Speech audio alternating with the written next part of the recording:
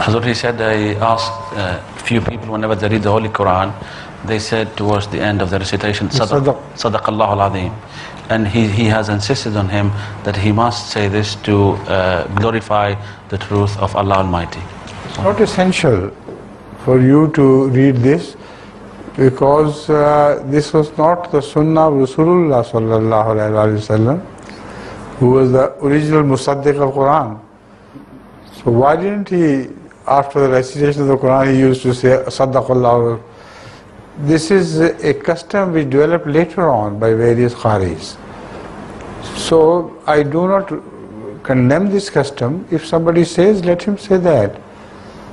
There is no harm. It is not a bid'ah which should be condemned, but it is a bid'ah, of course.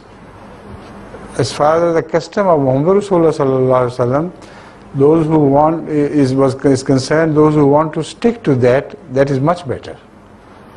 So that is why among Ahmadis you do not hear Sadaqallahu Rasulullah like this.